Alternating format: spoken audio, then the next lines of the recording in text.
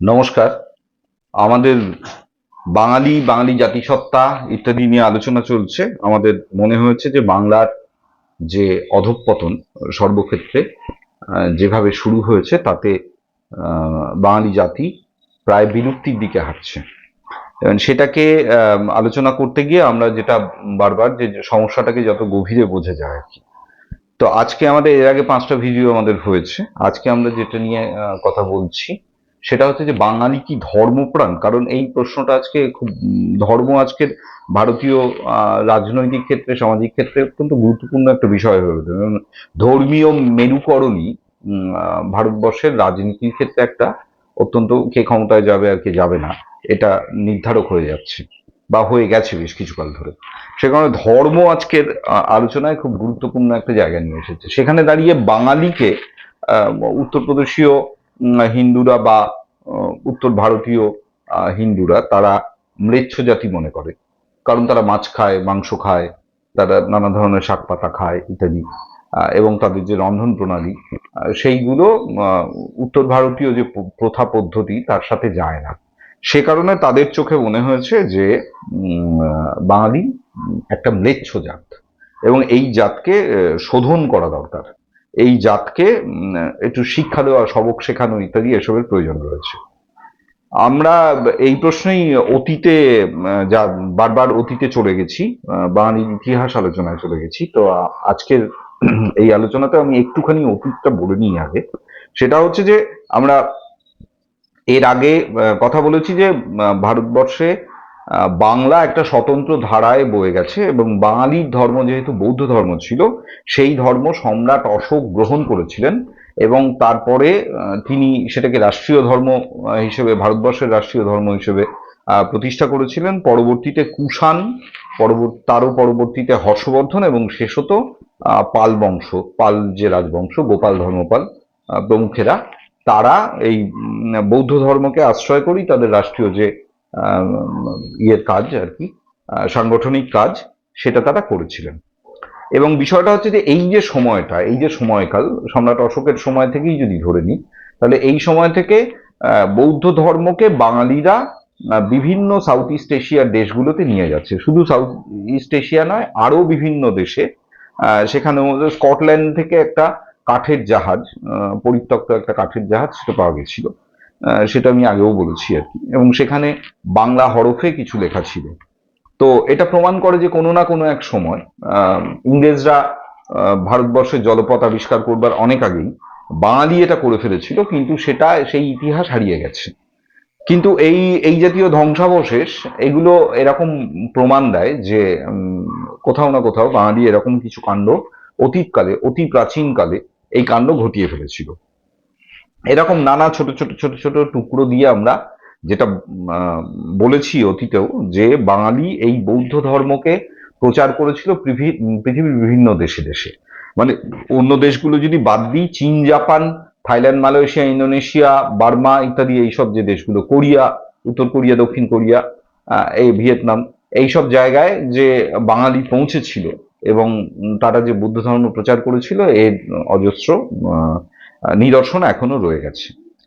তো এই হেন বাঙালি যে যারা ধর্মকে আশ্রয় করে দুঃসাহসিক সমুদ্র অভিযানে গেছিল এক সময়, আজ থেকে 2000 বছর আগে, আজ থেকে 1500 বছর আগেও, সেই বাঙালির তার ধর্মাচরণ বা ইত্যাদি এইটা নিয়ে আজকে আজকে একটা প্রশ্নের মুখে এসে দাঁড়িয়েছে যে বাঙালি আদৌ একটা ধর্মপ্রাণ কি না।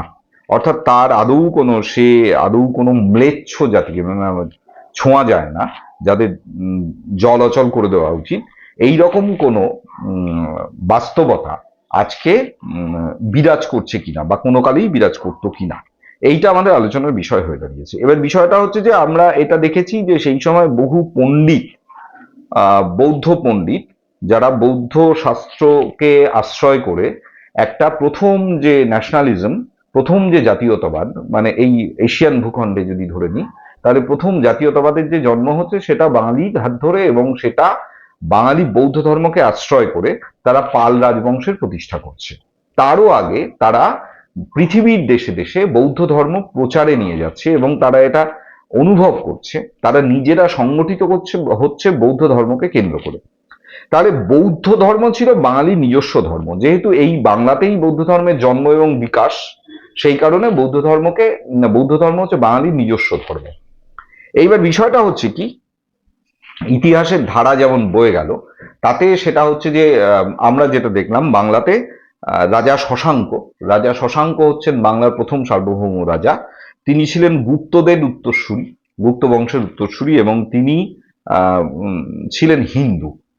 গুপ্তদের হাত ধরে যেহেতু ভারতবর্ষে হিন্দু পুনর্জাগরণ আসছে, সেই কারণে তারই উত্তরসূরি হিসেবে শশাঙ্কও ছিলেন হিন্দু রাজা, এবং হিন্দু রাজা হওয়ার সুবাদে বৌদ্ধদের সাথে তার একাধিক যুদ্ধ বিগ্রহের নজিরও রয়েছে। আমরা ইতিহাসে নানা সময় পড়েছি হর্ষবর্ধনের সাথে শশাঙ্কের যুদ্ধের কথা। যাই হোক, হর্ষবর্ধন ছিলেন সেই সময় বৌদ্ধ রাজা। তো এখানে বাংলায় হিন্দুত্বের যে অনুপ্রবেশ, সেটা ঘটলো রাজা শশাঙ্কের হাত ধরে। এবং বিষয়টা হচ্ছে যে শশাঙ্কর পরে যে শশাঙ্কের তার যে রাজত্ব সেটা শেষ হয়ে যাওয়ার পরে বাংলায় একটা লম্বা সময় জুড়ে সেই অর্থে কোনো রাষ্ট্রীয় শক্তি দাঁড়ায়নি, এবং সেই সময়টাকে মাৎস্যন্যায়ের যুগ হিসেবে চিহ্নিত করা হয়। এই মাৎস্যন্যায়ের পরে আমরা যেটা দেখলাম যে পাল বংশের প্রতিষ্ঠা হলো, এবং এই পাল বংশ প্রতিষ্ঠা করলো কিছু ধনী মানুষজন, কিছু গণতান্ত্রিক সাধারণতান্ত্রিক মানুষজন, তারা সমবেতভাবে ঐক্যবদ্ধভাবে গণতান্ত্রিকভাবে একজন রাজাকে নির্বাচিত করলেন। এই পালেরা ছিলেন বৌদ্ধ, এবং তারা বৌদ্ধ ধর্মশাস্ত্র ইত্যাদির বিকাশ, বিক্রমশীল মহাবিহার ইত্যাদি জায়গায় বৌদ্ধ শাস্ত্র নিয়ে পড়াশুনো, পৃথিবীর বিভিন্ন দেশের পণ্ডিতদের সেখানে ডাকা, এবং ভারতবর্ষ থেকেও পণ্ডিতদের বিদেশে পাঠানো বৌদ্ধ ধর্ম প্রচারের স্বার্থে। এবং সেখানে অতীশ দীপঙ্করের নাম আমরা জানি, এবং এ নিয়ে অতীতেও আলোচনা হয়েছে। রাজা শশাঙ্কের সাথে পাল বংশের যে বেসিক ফারাক, সেখানে হচ্ছে যে শশাঙ্ক একাধিক বৌদ্ধ মন্দির ধ্বংস করেছেন, বৌদ্ধ স্তূপ ধ্বংস করেছেন, বৌদ্ধ কীর্তি, বৌদ্ধ শাস্ত্র ইত্যাদি ধ্বংস করেছেন, কিন্তু পাল রাজাদের ক্ষেত্রে সম্পূর্ণ একটা বিপরীত চিত্র আমরা দেখতে পেলাম। সেটা হচ্ছে যে তার আগেই যেহেতু বাংলার সমাজে হিন্দু ধর্মের অনুপ্রবেশ ঘটে গেছে, পালেরা যেটা দেখা গেল সেটা হচ্ছে যে তারা মোটেই হিন্দুদের উপরে খড়গহস্ত ছিলেন না, বরং একটা ধর্মীয় ক্ষেত্রে তারা একটা সহনশীলতার বার্তা দিয়েছেন, সহাবস্থানের বার্তা দিয়েছেন, যে একই সাথে চলতে পারে, দুটো ধরনের ধর্মাচরণ একই সাথে চলতে পারে। ফলত পাল রাজাদের সময়, যে সময় বাঙালির নানা দেশে ছড়িয়ে পড়ছে বৌদ্ধ ধর্মে, সেই সময়ই একটা সেকশনের মধ্যে নানাবিধ হিন্দু দেবদেবীর পুজো, তার যে মন্দির, সেই সব ইত্যাদি এসব পাল রাজাদের পৃষ্ঠপোষকতাতেই তৈরি হচ্ছে, এবং সমাজে যারা হিন্দু ধর্মাচরণের সাথে যুক্ত ছিলেন তারা নানান রকম ভাবে নিষ্কর জমি টমি ইত্যাদিও পাচ্ছেন এই পাল রাজাদের সময় থেকে।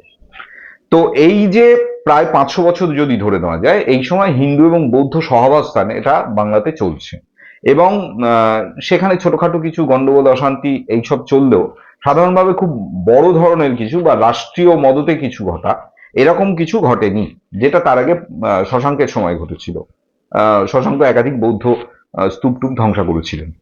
তো পাল রাজাদের এই সময়টায়, এই এন্টায়ার পিরিয়ডটা যদি 500 বছর ধরে নেওয়া যায়, তাহলে সেই সময় দেখা যাচ্ছে যে একদম শেষের দিকে এসে বৌদ্ধ মঠগুলোকে কেন্দ্র করে একটা সামাজিক অবক্ষয়ের জায়গা এটা তৈরি হচ্ছে। এর আগেও আমি একটা ভিডিওতে বলেছি যে যেহেতু বৌদ্ধ ধর্মে নারীদের স্বাধীন ধর্মাচরণের অধিকার ছিল, সে কারণে নারীরা সমাজ এবং মানে পরিবার মুক্ত হয়ে তারা একটা স্বাধীন জীবন যাপন করতে পারতেন, বৌদ্ধ ধর্মে দীক্ষা নিতে পারতেন, বৌদ্ধ সাধন ভজন ইত্যাদি করবার সূত্রে তারা মঠে স্থায়ীভাবে বসবাস করতে পারতেন, বৌদ্ধ মঠে।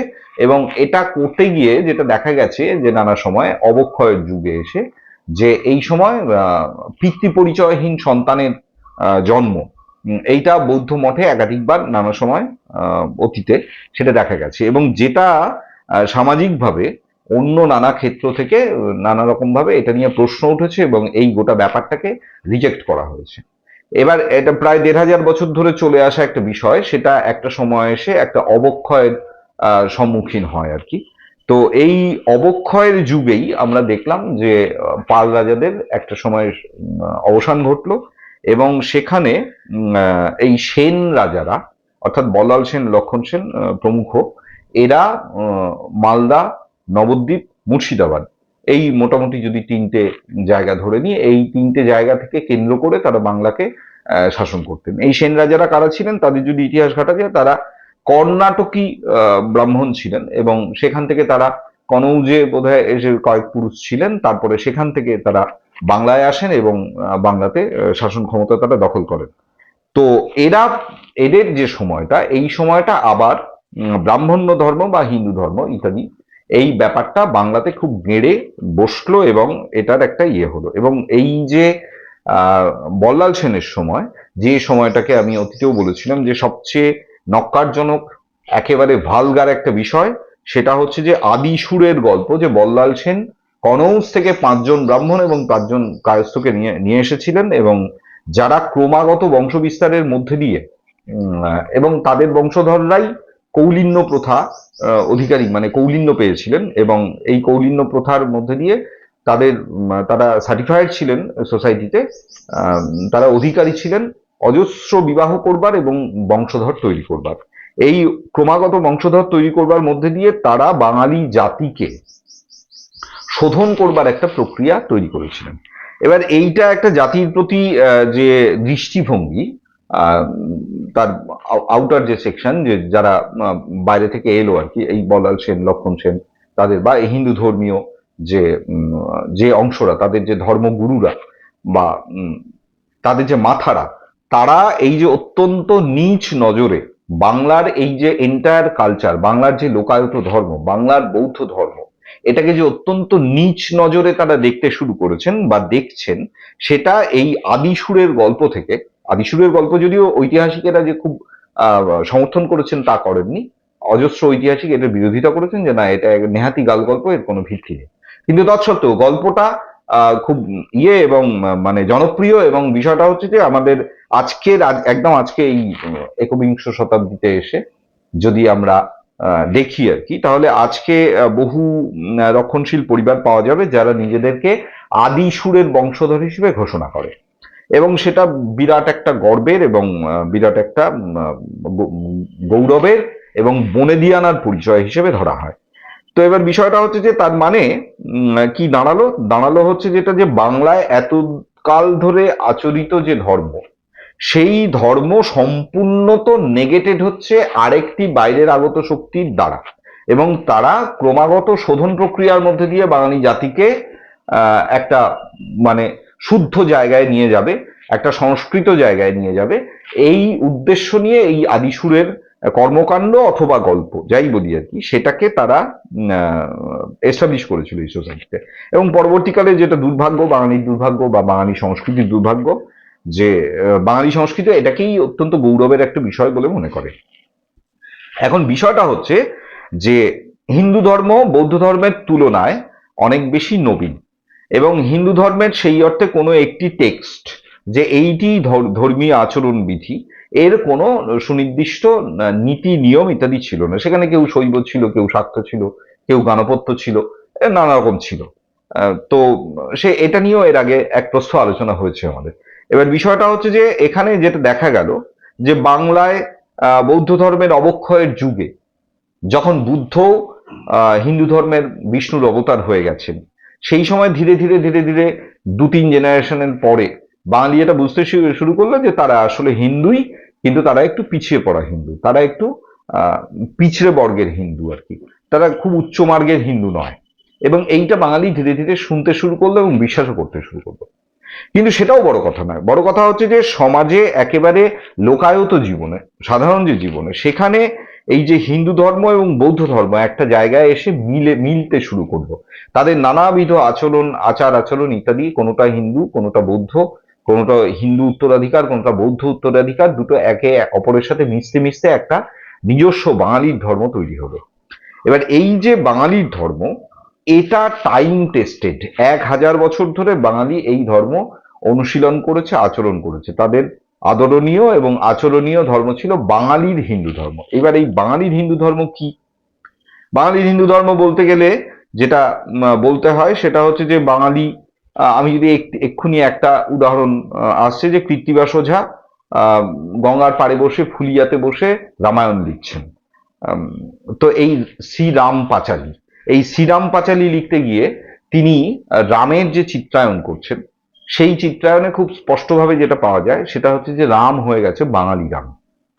সে কোথা গেলে সীতা পাবো, কত কর নিরূপণ নিরূপণ, সীতা ধ্যান সীতা জ্ঞান, সীতা চিন্তামণি, সীতা ছাড়া আমি যেন মণিহারা ফণি ইত্যাদি। এই যে আকুতি আর কি, প্রেমিকার প্রতি প্রেমিকের যে আকুতি, এইটা উত্তরপ্রদেশীয় ধর্মীয় আলোচনার ক্ষেত্রে অত্যন্ত ভালগার একটা ইয়ে হিসেবে ধরা হয়। কারণ নারী নরকের দ্বার, এই যে মনুবাদী যে ধারা, যেটাকে এখন খুব অনুশীলনযোগ্য, আদরণীয়, আচরণীয় বলে উত্তরপ্রদেশ বা উত্তর ভারত এটা মনে করে, সেটা বাঙালি কোনো কালই মনে করেনি। বাঙালির যে হিরো, বাঙালির যে রাম, সেই রামের সাথে দেখা যাবে যে আজকে রাম খুব প্রাসঙ্গিক হয়ে গেছে। শ্রীরাম না বললে অনেক জায়গায় অনেককে মারধর খেতে হচ্ছে, বিভিন্ন জায়গায় তাকে শপথ করানো হচ্ছে, বলানো হচ্ছে বল জয় শ্রীরাম। সুতরাং রাম শব্দটা আজকে খুব গুরুত্বপূর্ণ, যে কারণে আমি রামের কথাটা তুললাম। যে কৃত্তিবাস যে রামায়ণে রামের যে চিত্রায়ন করেছেন, সেই চিত্রতে খুব স্পষ্টভাবে আমরা একজন বাঙালি রামকে দেখতে পাই। মঙ্গল কাব্যগুলোতে শিব এবং দুর্গার যে সংসার, মানে প্রত্যেকটি মঙ্গল কাব্যের শুরুতেই শিবের বন্দনা যেটা করা হয়েছে, সেখানে শিবকে যেভাবে দেখানো হয়েছে, তিনি একজন দিন ভিখারি, তিনি মাধুকরী করে বেড়ান, তিনি অত্যন্ত জ্ঞানী, অত্যন্ত পণ্ডিত, কিন্তু অত্যন্ত দরিদ্র। তো তার চেহারার যে রূপ আর কি আমরা বাঙালি শিবকে দেখেছি, সেই শিবের বিরাট বড় ভুঁড়ি, অনেক বড় জটা, অত্যন্ত আলাভোলা, অথচ অত্যন্ত জ্ঞানী, তার কোনো বিষয় চেতনা নেই, সে জানে না, বোঝে না, সেসব নিয়ে সে মাথা ঘামায় না, সে শুধু একটা পরমেশ্বরের ইয়েতে সে সাথে যুক্ত আর কি সরাসরি ভাবে। এহেন শিবের সাথে এই উত্তর ভারতের যে শিবের যে ধারণা বা রুদ্রের যে ধারণা, তার কোনোই যোগ নেই। এবার বিষয়টা হচ্ছে যে বাঙালির হাত ধরে এই সমস্ত দেবদেবী বদলেছে, তার রূপ বদল করেছে, এবং রূপ বদলে কি দাঁড়িয়েছে, আমরা মঙ্গল কাব্যের কথা যেটা বলছিলাম, যে সেখানে দেখা গেল যে শিব সে সকালবেলায় একটা বাটি হাতে নিয়ে বাঙালি জীবনের সাথে জুড়ে দেওয়া হয়েছে, যে বাড়ি বাড়ি ভিক্ষা করছেন এবং তিনি খুব জ্ঞানী হলেও তার কোনো বিষয় নেই, বিষয় আশয় নেই, তার সঙ্গতি নেই, এবং তিনি তাকে তার বাড়ির চিত্রটা হচ্ছে এরকম যে দুর্গা সে নাজেহাল হয়ে গেছে, এই চারটে ছেলে মেয়ে, তার মধ্যে লক্ষ্মী সরস্বতী ঘ্যান ঘ্যান করছে, গণেশের নাক দিয়ে পোটা পড়ছে, কার্তিক বাটি উল্টে দিচ্ছে, ঘটি উল্টে দিচ্ছে, সে দুর্গা কখনো তাড়া করছে, রেগে যাচ্ছে, এবং সে এই গোটা ব্যাপারটাতে নাজেহাল হয়ে পড়ছে। একটা সময় নন্দী ভৃঙ্গি ইত্যাদিরা শিবকে খবর দিচ্ছে যে বাবা শিগগিরই চলো, মা প্রচন্ড রেগে গেছে, সে এক্ষুনি একটা কিছু বন্দোবস্ত করতে হবে। তো এই যে গোটা চিত্রায়ন, এটা একটা বিশুদ্ধ পারিবারিক চিত্র, এবং যে চিত্রের সাথে বাঙালি জীবন, বাঙালি গ্রাম্য যে সাবলটান লাইফ যদি আমি বলে দিই, তাহলে তার সাথে একেবারে স্পষ্টভাবে রিলেট করা যায়। যে এই যে দারিদ্র পারিবারিক জীবন, এবং সেখানে এই ছেলে মেয়েদের নানাবিধ আচরণ, সেখানে ইত্যাদি প্রভৃতি যা কিছু আর কি, এই সবটাকেই রিলেট করা হচ্ছে মঙ্গল কাব্যগুলোতেও। এবার বিষয়টা হচ্ছে যে এইভাবে আমরা শিবকে দেখেছি। এবার সেখানে বাঙালি তার মতন করে হিন্দু দেবদেবীকে আত্মীকরণ করে নিয়েছে। বাঙালি রামের কথা যেটা বলছিলাম, যে কৃত্তিবাস যেটা লিখলেন, এবং সেখানে যেটা দেখা যাচ্ছে যে সেই রাম একজন প্রেমী, তিনি তো যোদ্ধা বটেই, তিনি তো একটা সেকশনকে প্রতিনিধিত্ব, তিনি রাজপুত্র সেটাও বটে, তিনি বনবাসে গেছেন সেটাও ঠিক, কিন্তু সেখানে গিয়ে সবচেয়ে তার কাছে গুরুত্বপূর্ণ প্রিয় বস্তু সেটা হচ্ছে তার স্ত্রী সীতা, তার প্রেমিকা। তো এই যে ব্যাপারটা, এটা বাঙালিয়ানায় যতটা সাবলীল হয়েছে, যতটা সুন্দর হয়েছে, যতটা সহজ হয়েছে, এটা রামায়ণের অন্য যত ভার্সান বা উত্তর ভারতের যত ভার্সান, সেখানে এই জিনিসটা এভাবে দেখা যায় না। কারণ সেখানে মহিলা মানেই 17 হাত ঘোমটা, এবং সেই ঘোমটা সে অসূর্যম পর্ষা, যে সূর্যের আলো সে দেখতে পাবে না ইত্যাদি, এই যে ইয়ে ঘোরা না, তার সাথে আমাদের এই বাঙালি যে যে ধর্মীয় বোধ বা তার যে দেবত্বের বোধ, এই বোধটা একসাথে ম্যাচ করছে না। তো কোনটা মডার্ন, কোনটা আধুনিক, কোনটা অনুসরণযোগ্য, এটা নিয়েও এক প্রশ্ন আলোচনা হতে পারে। আমার বিচারে মনে হয় যে এই যে বাঙালির রাম, এটা অনেক বেশি আধুনিক, অনেক বেশি স্বাভাবিক, অনেক বেশি সুন্দর, অনেক বেশি মানবিক, এ কোনো রোবট নয়। কিন্তু বিষয়টা হচ্ছে যে আজকে রাম, এই আলোচনাটা আসছে বারবার এই কারণেই যে যেটা আমি বললাম একটু আগে, যে রাম খুব প্রাসঙ্গিক হয়ে দাঁড়িয়েছে আজকে ভারতবর্ষে। এবং সেখানে দাঁড়িয়ে দেখা যাচ্ছে যে আমরা রামকে দেখছি, হনুমানকেও দেখছি, হনুমান থেকে বজরংবালী, এই বজরংবালীর যে মূর্তি আর কি, সেটাতেও আমরা যেটা দেখেছি, যে আমরা আমাদের রামায়ণে যেটা পড়েছিলাম, সেটা হচ্ছে যে সে কতদূর রাম ভক্ত এর যখন প্রমাণ অযোধ্যাকে দেওয়া হচ্ছে, সে নিজে বুক চিরে এরকম করে দেখাচ্ছে যে তার বুকের ভেতরে সীতা এবং রাম এইটা রয়েছে আর কি, তার মূর্তি আর কি জ্বলজ্বল করছে। এবং এই ছবিও আমাদের প্রায় প্রতিটি বাঙালি ছেলেমেয়েরা তারা দেখেছে তাদের ওই শিশু পাঠ্য রামায়ণের বই। তো হনুমানের এই যে রাম ভক্তি, কিন্তু বিষয়টা হচ্ছে যে আমরা এখন যে রূপটা দেখছি, সেখানে দেখা যাচ্ছে যে এটার একটা বিবর্তন ঘটছে। এই বিবর্তনের মধ্যে হনুমানের একটা রূপ আমি ইদানিং দেখতে পাচ্ছি, যে একটা ফ্ল্যাগে আমি কদিন আগে রামনবমীর একটা মিছিল যাচ্ছিল, এবং সেই মিছিলে আমি দেখলাম যে বেশ কিছু ফ্ল্যাগ সবার হাতে রয়েছে, বড় বড় ফ্ল্যাগ, এবং সেই ফ্ল্যাগে একটা হনুমানের মূর্তি রয়েছে, এবং সেই মূর্তিটা না, সেখানে ওই ভক্তি, ভক্তিবাদ ইত্যাদি এসবের কোনো জায়গা নেই। সে মূর্তিটাই ওদের ভয়ঙ্কর ক্রুয়েলটি আছে, এবং সে যোদ্ধা, এবং সে যেন মারতে আসছে, মানে প্রতিনিয়ত তার মধ্যে একটা ভয়ঙ্কর অ্যাগ্রেশন, ভয়ঙ্কর আগ্রাসন, মেরে ফেলবো, কেটে ফেলবো, এই যে রূপ, এই মূর্তিকে ধীরে ধীরে ধীরে ধীরে ফ্যামিলিয়ার করানো হচ্ছে, পরিচিত করানো হচ্ছে বাঙালি সমাজে। এবং বাঙালি সমাজে ধীরে ধীরে ধীরে ধীরে এই যে সীতারাম বা সিয়ারাম আমরা যেটা অতীতে দেখেছি আর কি, এইটা বদলে গিয়ে সিয়া শব্দ চলে গেছে, সীতা আর নেই, কারণ নারী যেহেতু নরকের দ্বার মনুসংহিতা অনুযায়ী, সে কারণে সীতা সেখান থেকে উবে গেছে, গিয়ে সেখানে শ্রীরাম এসেছে।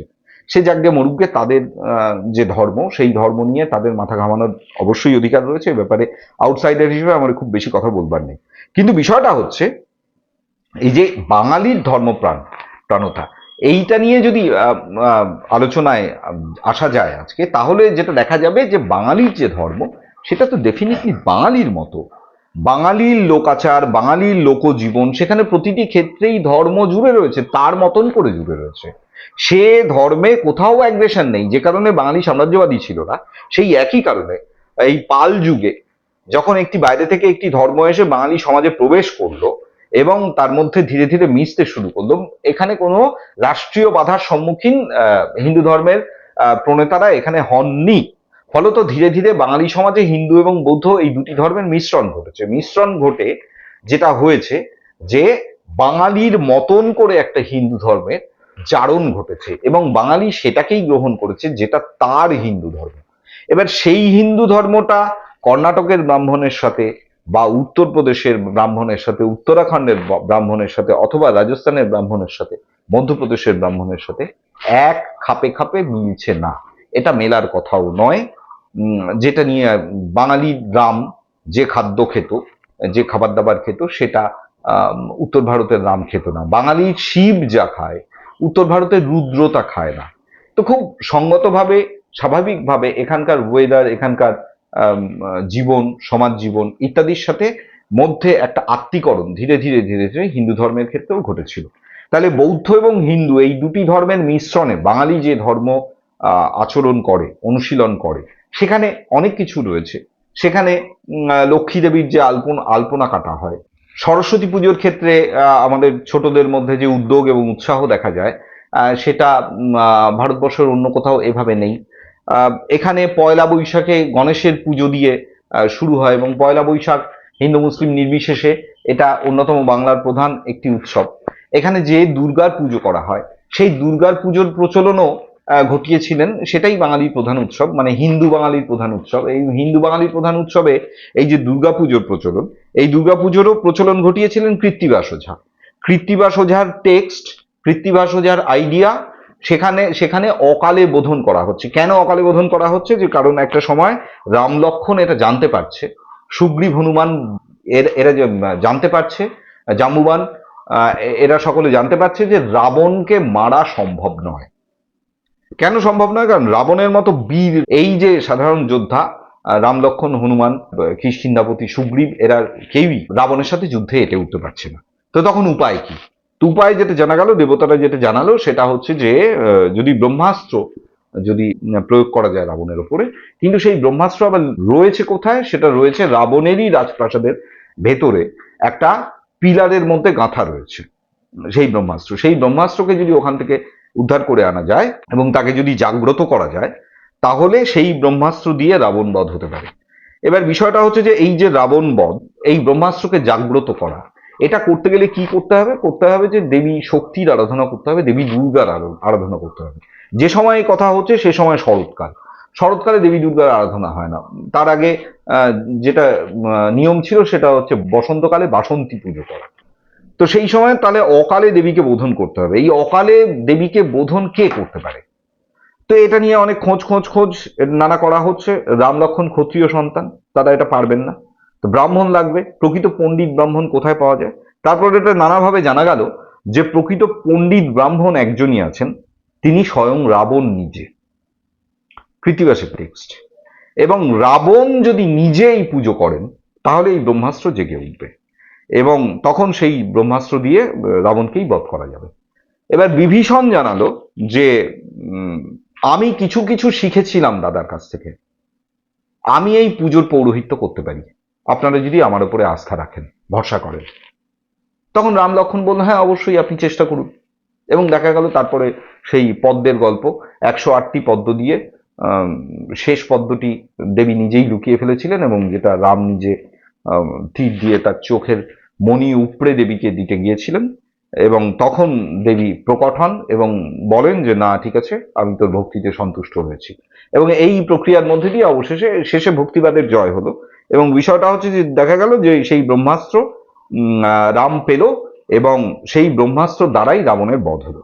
এবং সেক্ষেত্রে এটাও বলা হচ্ছে যে রাবণ যখন মৃত্যুশয্যায় শুয়ে রয়েছেন, রাম তাকে বলছে, লক্ষ্মণকে বলছে যে লক্ষ্মণ, ইনি হচ্ছেন পৃথিবীর শ্রেষ্ঠ জ্ঞানী। তোমার যদি কিছু জিজ্ঞাসা থাকে, কিছু জানার থাকে, রাজ্য পরিচালনা, রাজ্য অনুশাসন, যা কিছু বিষয়, দেশ কাল সমাজ সভ্যতা, রাজনীতি, সমাজনীতি ইত্যাদি, ধর্ম ইত্যাদি সব বিষয়, তাহলে তুমি তার সাথে গিয়ে কথা বলতে পারো। তার সাথে এখন আর আমাদের কোনো শত্রুতা নেই, কারণ তিনি মৃত্যুপথে যাচ্ছি। এবং সত্যিই লক্ষণ যাচ্ছে এবং তার কাছ থেকে নানা রকম মূল্যবান বাণী শুনে আসছে। কারণ রাবণ অত্যন্ত পণ্ডিত, রাবণ একজন প্রকৃত ব্রাহ্মণ, যেটা রাম বা লক্ষণ কেউ নন। এটা কৃত্তিবাসী ইয়েতে বাঙালি জীবনে এটা আমরা এইভাবেই দেখতে দেখতে অভ্যস্ত হয়েছি। ফলত রাবণ একটি রাক্ষস মাত্র, রাবণ একটি তারকা যাকে বধ করেছিল, যার বিরাট দাঁত, যে অত্যন্ত ম্লেচ্ছ, যে অত্যন্ত স্বৈরাচারী, যে অত্যন্ত নারকীয় একটি চরিত্র। এই যে নির্মাণ, এই নির্মাণের সম্পূর্ণ বিপরীতে দাঁড়িয়ে আমরা রামকে এবং রাবণকে চিনেছি। এখন সেই রাম এবং রাবণ উভয়ই, সীতা, লক্ষ্মণ এবং হনুমান, এর প্রত্যেকেই তাদের রূপ বদলাচ্ছে অন্য একটা ডিকশন অনুযায়ী, অন্য একটা ভার্সান অনুযায়ী, অন্য একটা ডিসকোর্স অনুযায়ী, যেটা বাঙালির সাথে যায় না। এবার বাঙালির যেহেতু একটা ভয়ঙ্কর সহনশীলতা রয়েছে, বাঙালির যেহেতু একটা গ্রহণ করবার মানসিকতা রয়েছে, বাঙালি দুবার তিনবার উড়িষ্যায় গেলে একটু আধটু করে ওড়িয়া বলবার চেষ্টা করে, বাঙালি দুবার মধ্যপ্রদেশে গেলে বা মহারাষ্ট্রে গেলে মারাঠি ভাষায় কথা বলবার চেষ্টা করে। এই যে প্রয়াস পৃথিবীর অন্য জাতি হয়তো করে না, এভাবে বাঙালি হিন্দিকেও রপ্ত করে নিয়েছে। কিন্তু বিষয়টা হচ্ছে যে বাঙালির এই যে প্রয়াস, সেটা যতটা নিরীহ, গোটা পৃথিবীটা আজকে এই নিও নাজিজমের যুগ চলছে, তো সেই যুগে দাঁড়িয়ে গোটা পৃথিবীটা সেই ধারায়, সেই গতিতে আবর্তিত হচ্ছে না। সুতরাং এখানে প্রতি পদে পদে যেটা দেখা যাচ্ছে যে এই যে বাইরের জিনিসকে গ্রহণ করবার যে মানসিকতা বাঙালি যেটা দেখিয়েছে একটা সময়, আজ থেকে 1000 বছর, 1200 বছর আগে বা 1400 বছর আগে, হিন্দু ধর্মকে গ্রহণ করবার, একটু একটু করে গ্রহণ করবার মধ্যে দিয়ে যে উদারতা বাঙালি যেটা দেখিয়েছিল, আজকেও যে উদারতার বলে বাঙালির হনুমানও একটু একটু করে বদলাচ্ছে, বাঙালির সীতারামও একটু একটু করে বদলে শ্রীরাম হতে চলেছে। যাই হোক, কিন্তু এইটার মধ্যে দিয়ে অন্য একটা বিপন্নতা তৈরি হচ্ছে। এই বদল, এই বদল কোনো শুভ লক্ষ্যের দিকে নয়। অর্থাৎ সীতারাম থেকে শ্রীরাম হয়ে ওঠা, জয় শ্রীরাম না বললে এই যে গায়ে হাত তোলা, এই যে বিভিন্ন জায়গায়, যেটা নানা সময় আমরা ছোট ছোট ভিডিওতে দেখতে পাচ্ছি যে জবরদস্তি করে বলানো হচ্ছে, শপথ করানো হচ্ছে, হিন্দুস্তান মে রহনা হয় তো হিন্দু বানকেই রহনা হোগা। এই যে একটা প্রাচীন স্লোগান আর কি, দীর্ঘদিন ধরে আমরা শুনে আসছি। তো এই যে হিন্দুত্ব, সেই হিন্দুত্বের যে যত ভার্সান গোটা ভারতবর্ষের নানা জায়গায় ছড়িয়ে রয়েছে, তার মধ্যে সবচেয়ে গুরুত্বপূর্ণ ভার্সান হচ্ছে বাংলায়। কারণ বাংলায় যেটা আমি বললাম যে এখানে বৌদ্ধ এবং হিন্দু এই দুটি ধর্মের ব্লেন্ডিং হয়েছিল, এবং এই ব্লেন্ডিং এর মধ্যে দিয়েই ধীরে ধীরে ধীরে ধীরে বাঙালি জাতি তার নিজস্ব ধর্ম, তার হিন্দু ধর্ম তৈরি করে নিয়েছে। সেখানে প্রতিটি দেবদেবী তার নিজস্ব দেবদেবী, তার পুজো অন্য কোথাও হয় না। আজকে বাঙালির প্রধান উৎসব হয়ে দাঁড়িয়েছে দুর্গাপুজো।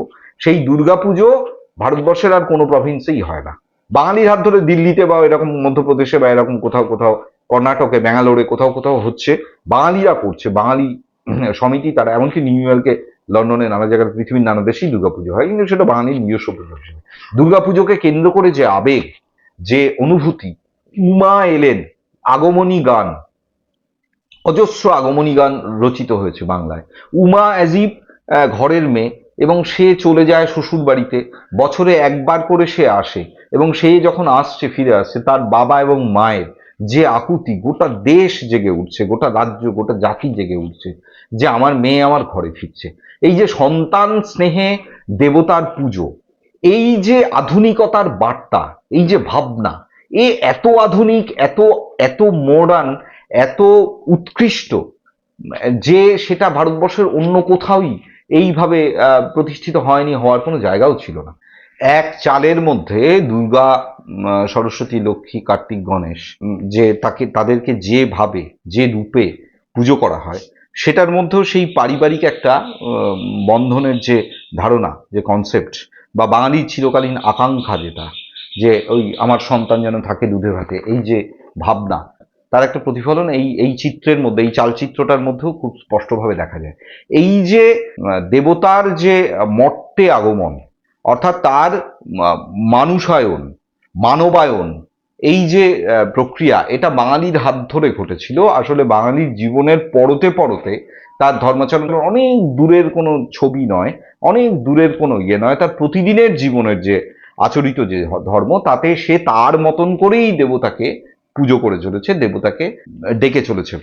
তো এখন বিষয়টা হচ্ছে যে পরবর্তীতে এই শাক্ত দেবীদের তন্ত্রমতে জগদ্ধাত্রী পুজো, এটা বিভিন্ন শাস্ত্রে অতীতে উল্লেখ থাকলেও প্রথম যেটা দেখা গেল যে কৃষ্ণনগরের রাজা, তার একটা গল্পও রয়েছে, তিনি স্বপ্ন দেখেছিলেন তাকে আলীবর্দীর কারাগারে কর না দেওয়ার জন্য আটকে রাখা হয়েছিল, এবং পরে তিনি যখন ইয়ে করেন আর কি, যে হ্যাঁ আমি কর দিয়ে দিচ্ছি, তারপরে তাকে ছাড়া হয়, এবং তিনি ফিরে যখন নৌকো করে যখন ফিরছেন, সেই সময় দশমীর ঢাক বাজছে আর কি, অর্থাৎ দুর্গাপুজো হয়ে গেছে, তিনি শুনতে পান, এবং তিনি ভেঙে পড়েন, কারণ তার বাড়িতে দুর্গাপুজো হতো, সেই পুজো তিনি করতে পারছেন না।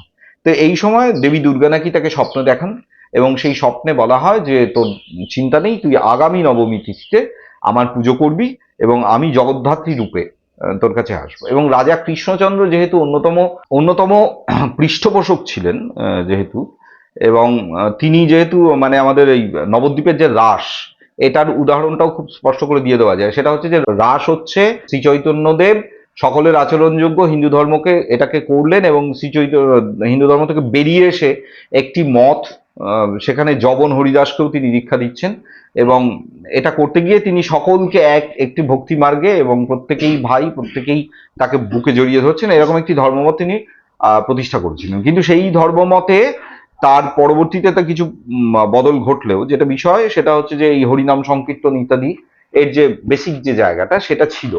কৃষ্ণচন্দ্র যখন কৃষ্ণনগরের রাজা, তখন তিনি যেটা করছেন, নবদ্বীপের প্রত্যেকটা রাসের যে উৎসব কমিটি, সেই কমিটিকে প্রচুর পরিমাণে টাকা দিচ্ছেন, এবং সেই টাকা দেওয়ার যে ইয়ে ধারাটা এখনো রয়েছে। এখনো আমাদের কৃষ্ণনগরের মালোপাড়ার জগদ্ধাত্রী পুজোতে রূপোর রেকাবি নিয়ে রাজবাড়ি থেকে একটি চাঁদা আসে, এবং যতক্ষণ না সেই চাঁদা আসে সেই পুজো শুরু হয় না। এইটা প্রথা হিসেবে এখনো রয়ে গেছে, এবং এখনো আমাদের কৃষ্ণনগর শহরে মালো কমিউনিটি, মালোপাড়ার যে পুজো আর কি, জগদ্ধাত্রী পুজো, জলেশ্বরীর পুজো, সেই পুজো শুরু হয় না যতক্ষণ না রাজবাড়ি থেকে ওই দানটি আসে। যদিও সেইটি এখন 5 টাকা বা ইয়ে, সেটা একেবারেই মূল্যহীন হয়ে দাঁড়িয়েছে আজকের সময়, কিন্তু একটা সময় এই টাকাটা বিরাট টাকা ছিল। তো এই যে টাকা দেওয়া, এটা করবার মধ্যে দিয়ে কৃষ্ণচন্দ্র যেটা করেছিলেন, সেটা হচ্ছে যে নবদ্বীপে এই রাসের দিন, রাস পূর্ণিমার দিন যে পুজোগুলো হয়, এখন প্রায় 400 ঠাকুরের পুজো হয়, এরা সকলেই শাক্ত দেবদেবী। তো ভদ্রাকালী, রক্ষাকালী, অমুক শিব, বুড়ো শিব, ইত্যাদি প্রভৃতি বিভিন্ন হিন্দু যে দেবদেবী তাদের হচ্ছে পুজো আর্চা ইত্যাদি এখানে জনপ্রিয় করে তোলা হয়েছে। এবং শুধু তাই নয়, আহ, রাসে মদ্যপান, মানে শাক্ত দেবীর পুজোয় যেটা স্বাভাবিক ছিল আর কি, সেই মদ্যপানকে অত্যন্ত আচরণীয় কর্তব্য হিসেবে ধরা হয়েছিল। সে কারণে এখনো নবদ্বীপের পুরনো পরিবারগুলোতে দেখা যায় যে এক ছিপি হলেও জিভে ঠেকাতে হয় কারণ বাড়ি। কারণ হচ্ছে যে এটা রাসের প্রথা। এই প্রথা কে তৈরি করেছিলেন? রাজা কৃষ্ণচন্দ্র। কেন করেছিলেন?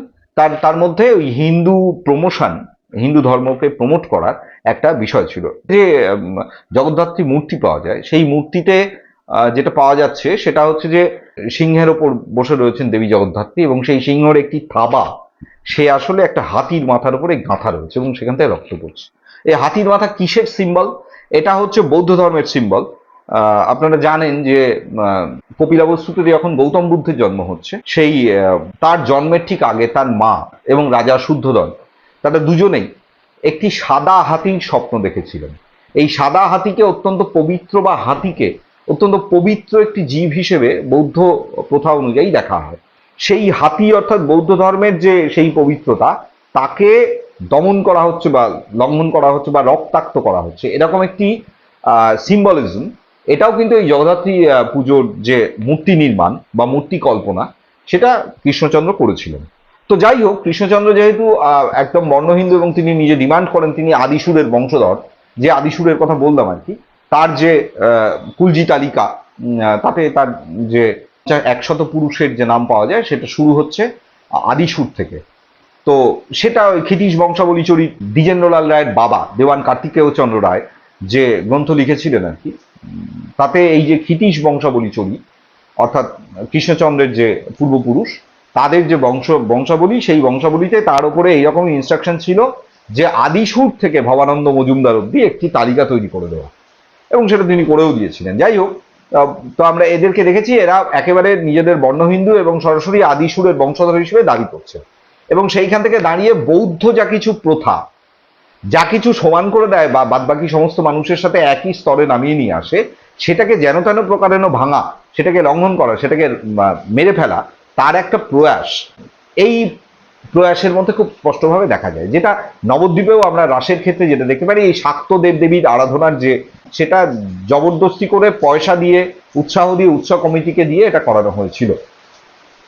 তো এই যে কাণ্ড কারখানা, এই কাণ্ড কারখানার মধ্যে দিয়ে আমরা যেটা হিন্দু এবং বৌদ্ধ রেশারেশি, এবং সেখানে বারবার নানা রকম ভাবে যে বর্ণাশ্রম প্রথাকে ফিরিয়ে আনবার যে প্রয়াস, বাঙালি সমাজে যেটা খুব বেশি গুরুত্বপূর্ণ ছিল না, সেটাকে বেশি বেশি গুরুত্বপূর্ণ করে তোলার যে প্রচেষ্টা, এটা কৃষ্ণচন্দ্র এবং কোং তাদের পক্ষে এটা স্বাভাবিক ছিল, এবং এরা এটা করেও গেছে।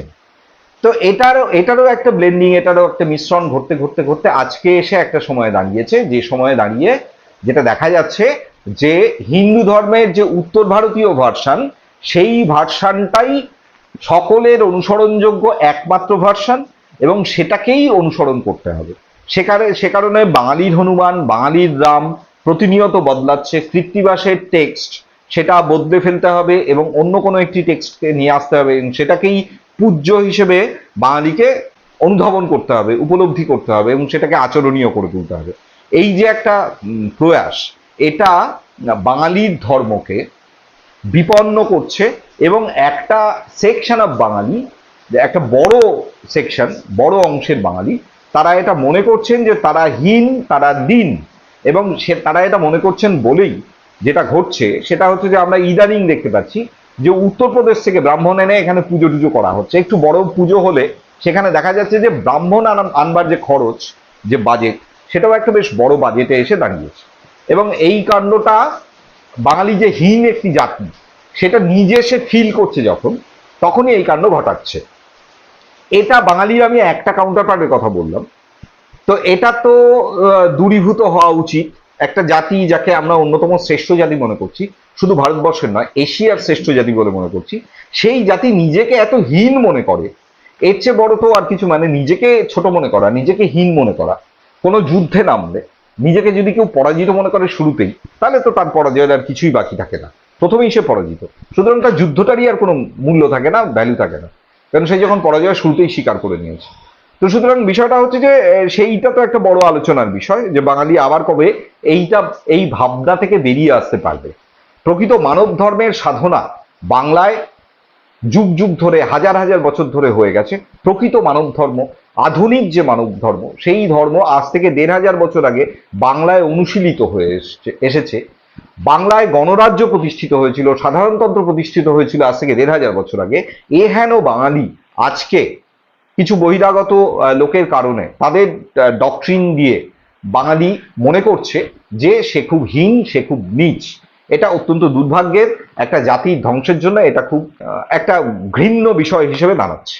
এবার এটা আমি একটা কাউন্টার পার্ট নিয়ে বলছি। আমি আসলে ইতিহাসের আরেকটু পার্ট ছিল, সেটা হচ্ছে যে এই যে লক্ষণ সেন, বল্লাল সেন, এই যে পিরিয়ডটা আমি বললাম আজ থেকে ১০০০ বছর আগে, তো সেখানে তাদের যে রাজ্যকাল, রাজ্যপাট আর কি, এবং হিন্দু ধর্মের পুনরুজ্জীবনের যে প্রয়াস, এই প্রয়াসের মধ্যেই আমরা যেটা দেখতে পেলাম যে বৃদ্ধ লক্ষণ সেন যখন নবদ্বীপের মায়াপুরের যে তার যে বাসস্থান, সেখানে তিনি যখন বিশ্রামে ছিলেন, সেই সময় কয়েকজন অশ্বারোহী, তারা আফগান, তারা ভারতবর্ষে মানে বাংলায় প্রবেশ করলো, এবং তাদের দেখা মাত্র লক্ষণ সেন নদীপথে ঢাকার দিকে চলে গেলেন। এরপরে ইদানিং একটা নতুন টেক্সটের জন্ম হয়েছে যে লক্ষণ সেন তাৎক্ষণিকভাবে পালিয়ে গেছিলেন। তারপরে তার দুই সন্তান, কি কুমারজিৎ এবং বিশ্বজিৎ, এরকম দুই বড় বীর, তারা হচ্ছে যে ইখতিয়ার উদ্দিন মোহাম্মদ বিন বখতিয়ার খলজিকে, তিনি যে পথে এসে ভারতবর্ষে বাংলা অব্দি পৌঁছেছিলেন, প্রায় সেই পথেই কাবা অব্দি তাড়িয়ে নিয়ে চলে গেছিল। তো এরকম একটি গল্প আর কি, মানে গল্পটা এরকম, প্রায় কাবা পর্যন্ত পৌঁছে যাওয়ার পরে লক্ষণ সেনের দুই সন্তান তার ক্ষমা ধর্মের কারণে তাদেরকে ক্ষমা টমা করে দিয়ে আবার ফেরত চলে আসে, এবং আবার ফেরত চলে আসার পরে তারপরে মুসলিম অ্যাগ্রেশন হয়, এই ইত্যাদি একটি গল্প। না, এই গল্পে আবার মালাধর বসু একটা সময় শ্রীকৃষ্ণ বিজয় লিখছেন। কেন লিখছেন? তার কারণ হচ্ছে একটি মৃত ঘুমন্ত জাতিকে জাগিয়ে তুলবার একটা যৌক্তিকতা, প্রয়োজনীয়তা তিনি বোধ করছেন, এবং বোধ করতে তিনি এটা লিখছেন। কৃত্তিবাস লিখছেন শ্রীরাম পাঁচালী। তো এটা যে যুগে যুগে কোনো না কোনো সময় বিভিন্ন কাহিনী একটা জাতিকে জাগিয়ে তুলবার জন্য যে প্রয়োজন হয়, এটা, এই প্রয়োজনীয়তাকে অস্বীকার আমি করছি না, কিন্তু সেটা যেন কখনো গাল গল্প না হয়ে যায়, কারণ সেটা তো সকলের বিশ্বাসযোগ্য হতে হবে। এটা হয়নি, কারণ ভারতবর্ষ অব্দি, এই বাংলা অব্দি, গোটা পশ্চিম ভারত, উত্তর ভারত সমস্তটা পেরিয়ে এতগুলো সাম্রাজ্য পেরোতে পেরোতে বাংলা অব্দি আসতে গিয়ে সেই অর্থে বখতিয়ার খলজিকে খুব বড় রকমের কোনো বাধার সম্মুখীন হতে হয়নি। সে কারণে খুব বিরাট সেনাবাহিনী নিয়ে তার বাংলা বিজয় করতে হয়নি, খুব সামান্য শক্তি নিয়েই সেই কাণ্ডটা করে ফেলেছিল। যাই হোক, সেটা খুব বড় কথা নয়। বড় কথা হচ্ছে যে এই সময় তাহলে আমরা বাঙালি জীবনে আরেকটি বড় ঘটনা ঘটে গেল। সেটা হচ্ছে কি? সেটা হচ্ছে যে একটি ধর্ম তার আগে বাংলায় ঢুকেছিল ৫০০ বছর আগে, সেটি হিন্দু ধর্ম। এবার হিন্দু ধর্মের ৫০০ বছর পরে বাংলায় আরেকটি ধর্ম এসে ঢুকলো, সেই ধর্মটি ইসলাম ধর্ম।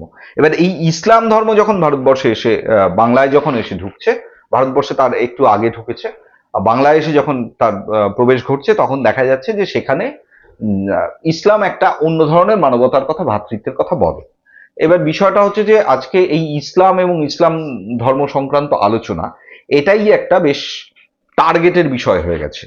তো সে হোক, সেটা আজকে নব্য হিন্দু যে সমাজ, নতুন করে যারা হিন্দু ধর্মে দীক্ষা নিচ্ছে, বাঙালি বাঙালি সমাজ, তাদের আলোচনায় আমি আজকে যাচ্ছি না, সেই আলোচনাটা পরে একদিন হবে।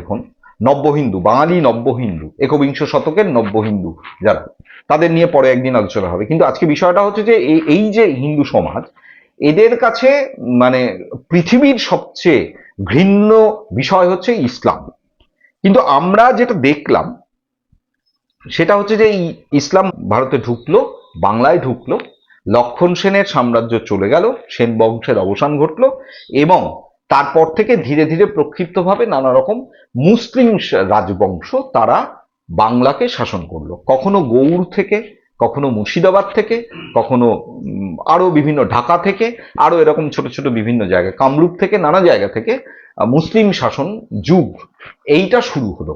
এবং এই সময়ে আমরা ছোট ছোট নানা বিষয় দেখতে পাচ্ছি। আমি হুসেন শাহীর যে রাজত্বকাল, সেই রাজত্বকালে যেটা দেখা যাচ্ছে যে হুসেন শাহীর সময় আর কি, সেই সময় চাঁদ কাজী, তিনি হচ্ছেন নবদ্বীপের প্রশাসক এবং বিচারক, এবং এই চাঁদ কাজীর দরবার, সেটা সম্পর্কে নানা রকম গল্প রয়েছে, গল্প, কিছু কাহিনী ইত্যাদি।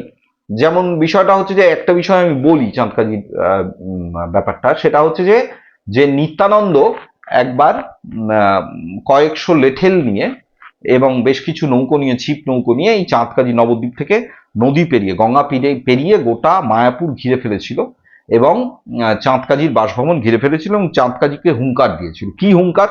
হুঙ্কারের বিষয়বস্তু হচ্ছে যে নারায়ণী নামে শ্রীবাস অঙ্গন বলে যে জায়গাটা প্রচলিত রয়েছে, সেই শ্রীবাস শ্রীচৈতন্যদেবের অন্যতম সহকারী, তার ভাইজি, শ্রীবাসের ভাইজি, তার নাম ছিল নারায়ণী, এবং সেই নারায়ণী তিনি ছিলেন 3 বছরের বাল্য বিধবা, এবং 3 বছরে তিনি বিধবা হন এবং তিনি বিধবা হয়ে তিনি পিতৃগৃহে এসে বসবাস করতেন। সেই পিতৃগৃহে প্রতিদিন এই কীর্তন এবং নামগান ইত্যাদি, ধর্ম আলোচনা ইত্যাদি এসব ঘটত। নারায়ণীর যখন 18 বছর বয়স হলো, তখন জানা গেল নারায়ণী গর্ভবতী। এখন বিষয়টা হচ্ছে যে নারায়ণী গর্ভবতী হলো এবং পরবর্তীতে নারায়ণী একটি পুত্র সন্তানের জন্ম দিল, তার নাম আমি পরে বলছি। কিন্তু তার আগে বিষয়টা হচ্ছে যে চাঁদকাজি সেই সময় ফরমান তৈরি করলো যে বিধবা যদি গর্ভবতী হয়ে পড়ে, যে পতিগৃহে নয়, সে পিতৃগৃহে রয়েছে একদম ছোট্টবেলা থেকে, 3 বছর বয়স থেকে, তাহলে সে যদি গর্ভবতী হয়ে পড়ে, তাহলে তার এই যে ঘটনা, এটা সমাজে একটা নানা রকম সমস্যা তৈরি করবে এবং এইটার অন্তত একটা বিচার হওয়া উচিত। তো সেই কারণে চাঁদকাজি একটি ফরমান জারি করলেন এবং সেই ফরমানে নারায়ণীর পিতাকে এবং তার অন্যান্য তাদেরকে ডেকে পাঠানো হলো তার দরবারে, যে এর একটা বিচার হওয়া উচিত, এটা এভাবে করা যাবে না। তাহলে সমাজ কি সিদ্ধান্ত নেবে, সেই সিদ্ধান্ত জানা খুব অত্যন্ত জরুরি, কারণ তাকে তাকে একটা সিদ্ধান্ত নিতে হবে রাজার প্রতিনিধি হিসেবে, হুসেন শাহী রাজবংশের প্রতিনিধি এবং বিচারক হিসেবে তাকে একটি রায় দান করতে হবে। তো এই খবর যখন নবদ্বীপে এসে পৌঁছলো, তখন নিত্যানন্দ বেশ কিছু লাঠিয়াল নিয়ে এবং ছিপ নৌকো নিয়ে চাঁদকাজির যে আবাসগৃহ সেটাকে ঘিরে ফেলেছিলেন এবং সেটা ঘিরে তিনি একটি কথা বলেছিলেন যে, তুই কার বিচার করবি রে জবন? এই যে নারায়ণীর গর্ভে যে রয়েছে, তুই জানিস সে কে? সে হচ্ছে কলির ব্যাসদেব। এবার নিত্যানন্দের এই কাহিনী লেখা হচ্ছে অনেক পরে, কারণ এটা লেখা হচ্ছে চৈতন্য চরিতামৃতে। তো কৃষ্ণদাস কবিরাজ গোস্বামী এবং বৃন্দাবন দাস।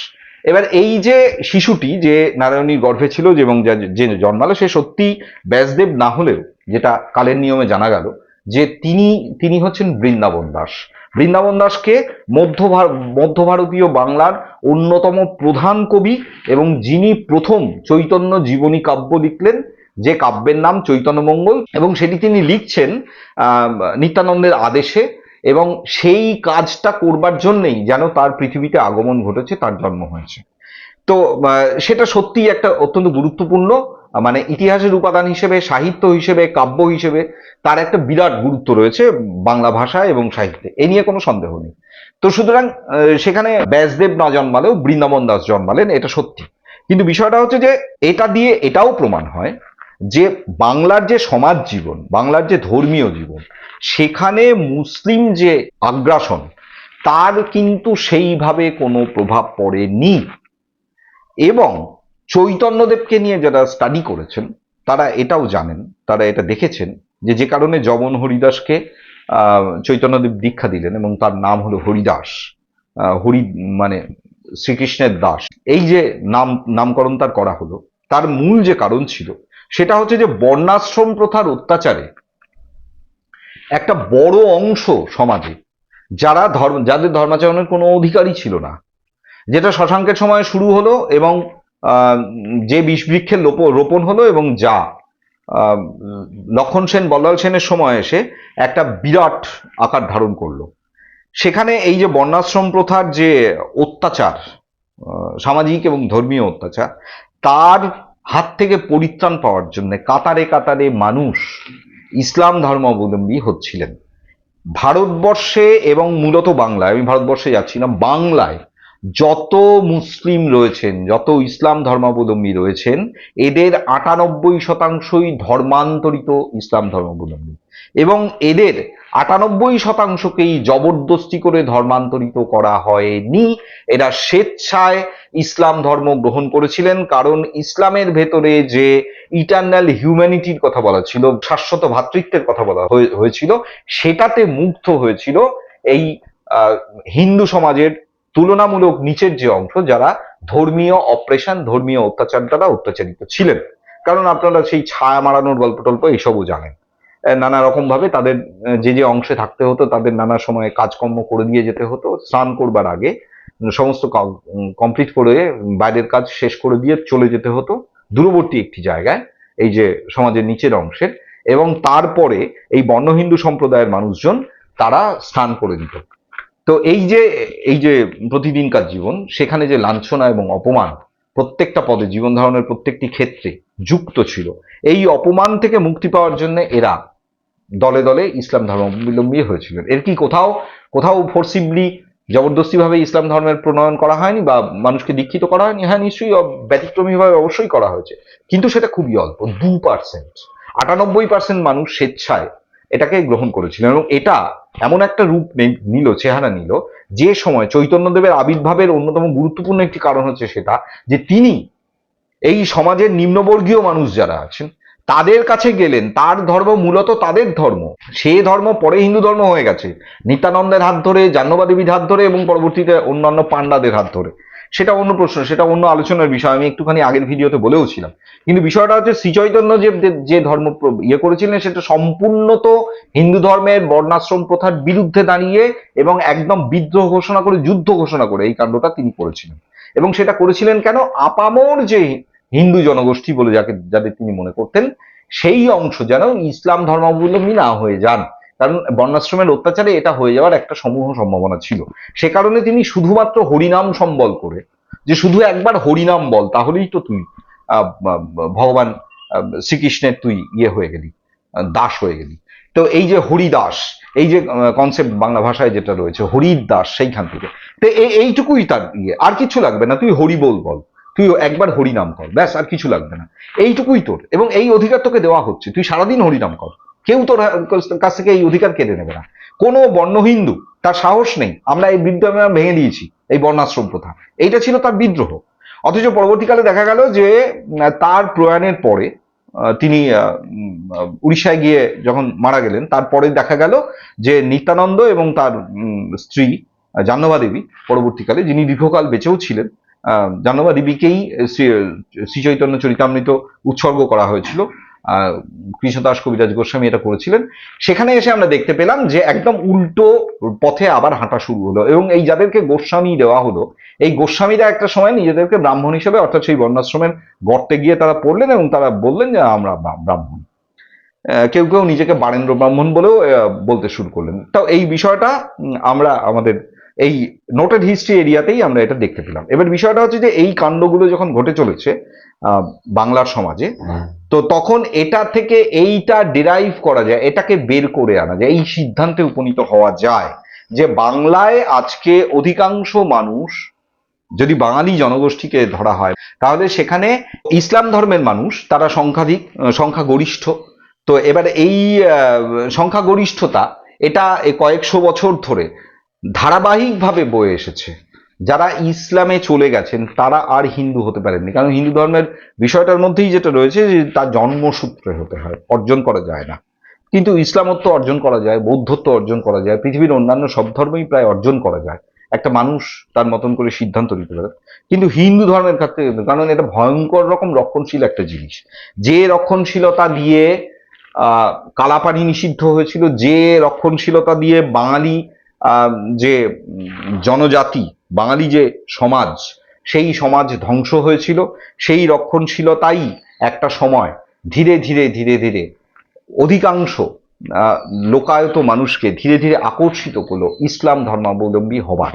এবং এটাও একটা প্রপার বিবর্তনের মধ্যে দিয়ে হতে হতে এসেছে, আজকে এসে তার এই রূপটা দেখা যাচ্ছে যে যদি 30 কোটি বাঙালি আমরা দেখি গোটা পৃথিবীতে ছড়িয়ে রয়েছে, তার মধ্যে 20 কোটি ইসলাম ধর্মাবলম্বী এবং 10 কোটি এবং অল্প কিছু আছে যারা খ্রিস্টান এবং অন্যান্য ধর্মের মানুষ।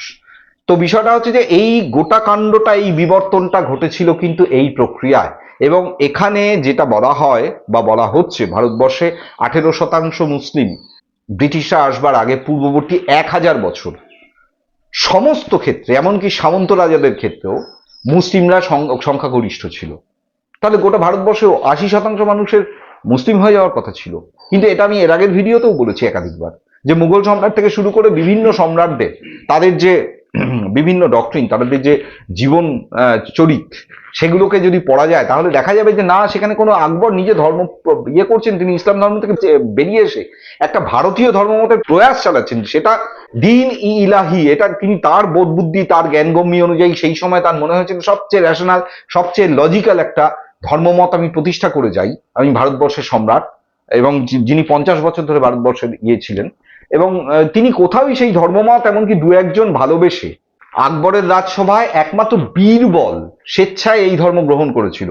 আকবর ওই সম্রাট হিসেবে ভারতবর্ষের অপ্রতিদ্বন্দ্বী, সেই সময় পৃথিবীর সবচেয়ে বড় রাজা হচ্ছে, সম্রাট হচ্ছে, বাদশাহ হচ্ছে আকবর। পৃথিবীতে আর অত বড় সাম্রাজ্য আর কোথাও নেই আকবরের সময় দাঁড়িয়ে। তো সেই সময় দাঁড়িয়ে তিনি সেটা নিয়ে জবরদস্তি করছেন না যে সবার আচরণযোগ্য ধর্ম হতে হবে দিন ইলাহি, সেটা তিনি করেননি। তিনি রাজপুতানার সাথে সম্পর্ক তৈরি করছেন, কখনো সাম্রাজ্যের স্বার্থে, কখনো একদম ভালোবেসে, দেখে খুব ভালোভাবে, তার কাছে কোনো থ্রেট নেই, তিনি কেন এটা করতে যাবেন, এটা খুব ভালো করে বলতে। আচরণযোগ্য ধর্ম, তো আমি নামাজ পড়ি, তুমি বেদ পড়ো, তুমি গীতা পড়ো, কোনো প্রবলেম নেই, এইভাবেই বিষয়টাকে দেখা হতো। তো এই আকবরের উদাহরণ আমি একটাই কারণে দিলাম, যে শুধুমাত্র বীরবল তার অন্ধ অনুসরণকারী ছিলেন এবং তিনি ভালোবাসতেন সম্রাটকে, বাদশাহকে, সেই কারণে তিনি দিন ইলাহির ধর্মমতটি গ্রহণ করেছিলেন, আর একজনও দিন ইলাহি গ্রহণ করেননি। এবং এটা প্রমাণ করে যে এই মধ্যযুগে ভারতবর্ষের কোথাও এই ধর্মে দীক্ষিত করা নিয়ে কোনো রকম জবরদস্তি ছিল না। যদি তা থাকতো তাহলে ভারতবর্ষের 80% মানুষই ইসলাম ধর্মাবলম্বী হয়ে যেতেন। তো যাই হোক, আমি ইসলাম ধর্মের আলোচনা বাদ দিয়ে এই বাঙালি ধর্মের যে আলোচনা বা বাঙালি যে ধার্মিকতার যে আলোচনা, সেটা করা সম্ভব নয়।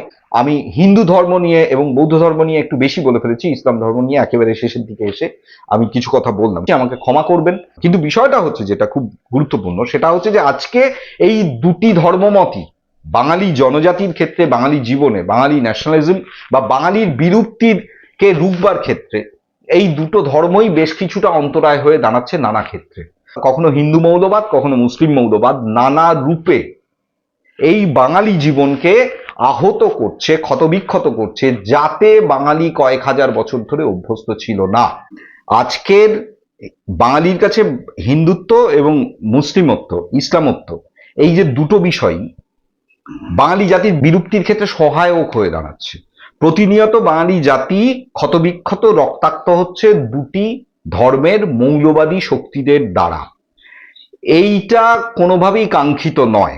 আজকে যে শরীয়তি ইসলাম বাংলার উপরে চাপানো হচ্ছে, একেবারে বিদেশি একটা বিষয়।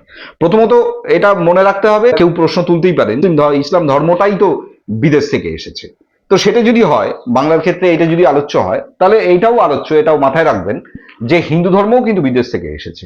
হিন্দু ধর্ম বাঙালির ধর্ম ছিল না, বাঙালির ধর্ম ছিল বৌদ্ধ, এবং হিন্দু আগ্রাসন হয়েছে অনেকটা আগে, আজ থেকে 1000-1500 বছর আগে। সেখানে 1500 বছর আগে, সেখানে মুসলিম আগ্রাসন হচ্ছে 800-900 বছর আগে। সুতরাং দুটোই বাইরে থেকে আসা ধর্ম। এই দুটো বাইরে থেকে আসা ধর্মের বাইরে থেকে আসা যে যা কিছু জিনিস, উপাদান, সেটা যদি আজকে বাঙালি জাতিসত্তার বাঙালি জাতিসত্তাকে অন্যতম ধ্বংস করবার পেছনে এই যে ধর্মীয় দায়, এটাকে তো অস্বীকার করবার কোনো কারণ নেই। কারণ তো খুব স্পষ্ট, আপনারা সকলেই জানেন যে ধর্মের কারণে, ধর্মের ভিত্তিতে বাঙালি জাতি দ্বিখণ্ডিত হয়েছিল, বাংলা দুভাগ হয়েছিল। সেটা একটা বড় আলোচনার বিষয়, এবং সেই আলোচনায় আমরা পরে আর আসবো। কিন্তু বিষয়টা হচ্ছে যে আজকে যেটা খুব স্পষ্টভাবে বলে দেওয়া যায়, যে শরীয়তি ইসলাম যেমন ভাবে বাঙালি জাতিসত্তাকে ক্ষতবিক্ষত করছে, একই রকম ভাবে এই উত্তর ভারতীয় হিন্দুত্ব, নব্য হিন্দুত্ববাদ, সেটাও বাঙালি জাতিকে ভয়ঙ্কর রকম ভাবে ক্ষতিগ্রস্ত করছে। তাহলে আসলে বাঙালি ইসলাম ধর্ম সেটাই বাকি। বাঙালি ইসলাম ধর্মেরও একটা বিবর্তন রয়েছে, এবং সেটাও ঘটে চলেছে 700-800 বছর ধরে। যবে থেকে বাঙালির নিম্নবর্গের মানুষেরা ইসলাম ধর্মে গ্রহণ করলেন, এবং সেখানে কিছু কিছু ব্লেন্ডিং পরবর্তীকালে পাকিস্তান ইত্যাদি এইসব অংশের মানুষের মধ্যে দিয়ে হয়েছে আর কি। তো সেটা হলেও গোটা বিষয়টা হচ্ছে যে এখানে সুফিবাদ, এখানে ফকিরি, এখানে আউল বাউল সাঁই দরবেশ, এখানে যা কিছু লালন সাঁই ইত্যাদি যা কিছু আমরা দেখেছি, বাঙালির একেবারে নিজস্ব জিনিস। এখানে কেউ হিন্দুও নয়, কেউ মুসলিমও নয় রে ভাই, তো বিষয়টা হচ্ছে এটা বুঝতে হবে, এটা বাঙালির নিজস্ব জিনিস। বাঙালি হাজার বছর ধরে আচরণ করে একটি ধর্মমত নিজের মতন করে তৈরি হয়েছে, এবং সেটা সমস্ত মানুষের একটি সাধারণতন্ত্রে গড়ে ওঠা একটি ধর্মমত, সকলের আচরণযোগ্য একটি ধর্মমত। কিবা হিন্দু কিবা মুসলিম, আজ থেকে 100 বছর আগে এই হিন্দুত্ব এবং এই ইসলামত্ব এই দুটোরই কোনো ভিত্তি ছিল না। আমি এর আগে একটি আলোচনায় সৈয়দ ওয়ালিউল্লাহ লাল সালু উপন্যাসের একটা উল্লেখ করেছিলাম। আপনারা পারলে পড়ে নেবেন, হয়তো অতীতেও পড়েছেন, আবার পড়বেন। লাল সালু উপন্যাসে খুব স্পষ্ট বোঝা যায় আজ থেকে ঠিক 70-80 বছর আগের একটা রিয়েলিটি, 80 বছর আগের একটা রিয়েলিটি, এবং সেই রিয়েলিটিতে বাংলার মানে ওপার বাংলাদেশের বর্তমান বাংলাদেশের যে গ্রামে গ্রামে, সেই গ্রামে গ্রামে একটি মসজিদ কি করে প্রতিষ্ঠিত হচ্ছে, একটি অলৌকিক শক্তির আধার হিসেবে একজন ব্যক্তি নিজেকে কি করে সোসাইটিতে এস্টাবলিশ করছেন, এবং তিনি তার নিজের প্রয়োজনে, তার নিজের অস্তিত্বের প্রয়োজনে কিভাবে একটু একটু করে একেবারে সাধারণ হাবাগোবা সাধারণ মানুষ যারা আর কি, সাধারণ জীবিকা অন্বেষণে যারা ব্যপ্ত, অত্যন্ত অতিথিবৎসল সাধারণ কিছু লোকজন, তাদের সেই সরলতার সুযোগ নিয়ে একটু একটু করে কি করে তিনি মানে গেড়ে দিচ্ছেন আর কি, যে মৌলবাদের শেকড়, সেইটার একটা বর্ণনা, সুন্দর বর্ণনা, অসাধারণ বর্ণনা, সেটা ওয়ালিউল্লাহ নিজে লিখে গিয়েছিলেন আজ থেকে 70-80 বছর আগে। তার পটভূমি হতে পারে আরো 20 বছর আগে, অর্থাৎ 100 বছর আগে। তো বিষয়টা হচ্ছে যে এই যে আজকের যে বাঙালির যে ধর্ম, বা আজ থেকে ঠিক 100 বছর আগের বাঙালির যে ধর্ম, সেটা হিন্দু ধর্ম হতে পারে, মুসলিম ধর্ম হতে পারে, যে কোনো ধর্মই হতে পারে, সেটা টাইম টেস্টেড, এবং বাঙালি এতকাল ধরে আচরণ করে সেটা তৈরি করেছে। তার মধ্যে ফকিরি ধর্ম, ইসলাম ধর্ম, তার মধ্যে বাউল, আউল, সাঁই, দরবেশ, এটা সকলে ঢুকে রয়েছে, সবটা সুফি ধর্ম ঢুকে রয়েছে, ফকিরি ধর্ম ঢুকে রয়েছে। তো বিষয়টা হচ্ছে যে আজকে যদি কোনো শরীয়তি ইসলাম কোনো একটা হাদিস বগলে করে নিয়ে এসে এইটাই আচরণযোগ্য, মুসলিম হতে গেলে এই করতে হবে, এই কাণ্ডটা যদি কেউ ঘটায়, সেটা বাঙালি সত্তাকে ভয়ঙ্কর রকম ভাবে ক্ষতিগ্রস্ত করছে, এবং অলরেডি করে ফেলেছে। অনেক দূর ক্ষতি হয়ে গেছে বাঙালি, এত দূর ক্ষতি হয়েছে যে একটা জাতি, এত সমৃদ্ধ এত ঐশ্বর্যশালী একটি জাতি, সেই জাতি প্রায় বিলুপ্তির জায়গায় এসে দাঁড়িয়েছে। এরকম একটা সময় দাঁড়িয়ে শরীয়তি ইসলামের যে আক্রমণ এবং নব্য হিন্দুত্ববাদের উত্তর ভারতের যে আগ্রাসন, এই দুটোকেই প্রতিরোধ যদি করতে পারে বাঙালি, তাহলে বাঙালির যে নিজস্ব ধর্মমত, সেই ধর্মমতের প্রকৃত বিকাশ, সেখানে যে মানবতার কথা বলা রয়েছে তার প্রকৃত বিকাশ, সেখানে যে আধুনিকতার কথা বলা রয়েছে, সেখানে যে আন্তর্জাতিকতার কথা বলা রয়েছে, তার প্রকৃত বিকাশ ঘটা সম্ভব। আর না হলে কুয়োর ব্যাঙের মতন কুয়োতেই বাঙালিকে পচে মরতে হবে, পরিত্রাণের কোনো রাস্তা নেই। নমস্কার, ভালো থাকবেন।